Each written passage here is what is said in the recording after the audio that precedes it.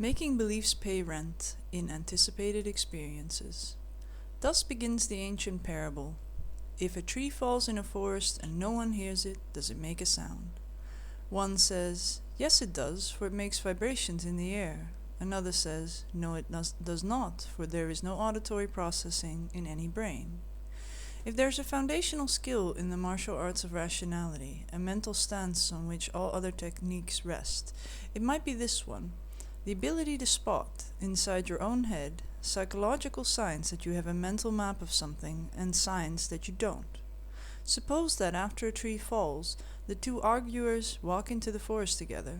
Will one expect to see the tree fallen to the right and the other expect to see the tree fallen to the left?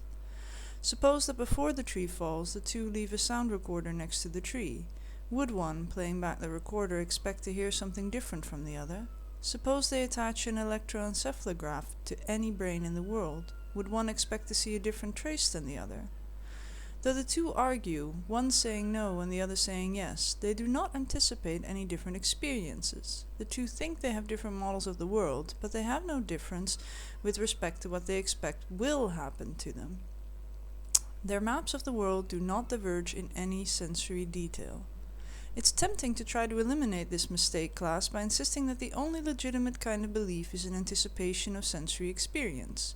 But the world does in fact contain much that is not sensed directly. We don't see the atoms underlying the brick, but the atoms are in fact there. There's a floor beneath your feet, but you don't experience the floor directly. You see the light reflected from the floor, or rather you see what your retina and visual cortex have processed of that light. To infer the floor from seeing the floor is to step back into the unseen causes of experience. It may seem like a very short and direct step, but it is still a step. You stand on top of a tall building next to a grandfather clock with an hour, minute and ticking second hand. In your hand is a bowling ball and you drop it off the roof. On which tick of the clock will you hear the crash of the bowling ball hitting the ground? To answer precisely, you must use beliefs like Earth's gravity is 9.8 meters per second, and this building is around 120 meters tall. These beliefs are not wordless anticipations of a sensory experience. They are verbalish, propositional. It probably does not exaggerate much to describe these two beliefs as sentences made out of words, but these two beliefs have an inferential consequence that is a direct sensory anticipation. If the clock's second hand is on the 12 numeral when you drop the ball, you anticipate seeing it on the 1 numeral when you hear the crash 5 seconds later. To anticipate sensory experiences as precisely as possible, we must process beliefs that are not anticipations of sensory experience. It's a great strength of Homo sapiens that we can, better than any other species in the world, learn to model the unseen. It is also one of our great weak points. Humans often believe in things that are not only unseen but unreal. The same brain that builds a network of inferred causes behind sensory experience can also build a network of causes that is not connected to sensory experience or poorly connected. Alchemists believed that phlogiston caused fire. We could simplistically model their minds by drawing a little node labeled phlogiston and an arrow from this node to their sensory experience of a crackling campfire. But this belief yielded no advanced predictions. The link from phlogiston to experience was always configured after the experience rather than constraining the experience in advance. Or suppose your English professor teaches you that the famous writer Wolke Wilkinson is actually a retropositional author, which you can tell because his books exhibit alienated resublimation. And perhaps your professor knows all this because their professor told them, but all they're able to say about resublimation is that it's characteristic of retropositional thought, and of retropositionality that it's marked by alienated resublimation. What does this mean you should expect from Wolke Wilkinson's books?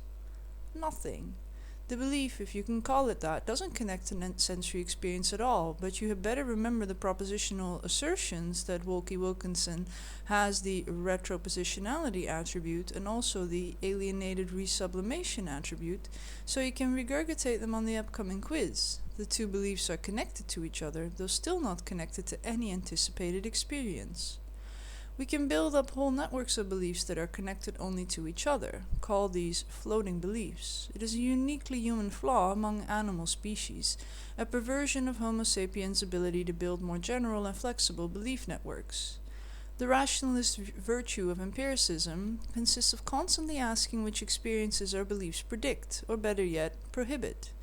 Do you believe that phlogiston is the cause of fire? Then what do you expect to see happen because of that? Do you believe that Wilkie Wilkinson is a retropositional author? Then what do you expect to see because of that? No, not alienated resublimation. What experience will happen to you? Do you believe that if a tree falls in the forest and no one hears it, it still makes a sound? Then what experience must therefore befall you?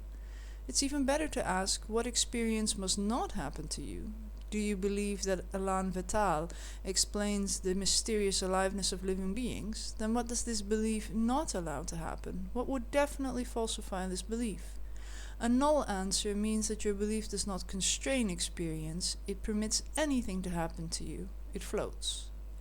When you argue a seemingly factual question, always keep in mind which differences of anticipation you are arguing about. If you can't find the difference of anticipation, you're probably arguing about labels in your belief network, or even worse, floating beliefs, barnacles on your network. If you don't know what experiences are implied by Wilkie Wilkinson's writing being retropositional, you can go on arguing forever. Above all, don't ask what to believe, ask what to anticipate. Every question of belief should flow from a question of anticipation, and that question of anticipation should be the center of the inquiry. Every guess of belief should begin by flowing to a specific guess of anticipation and should continue to pay rent in future anticipations.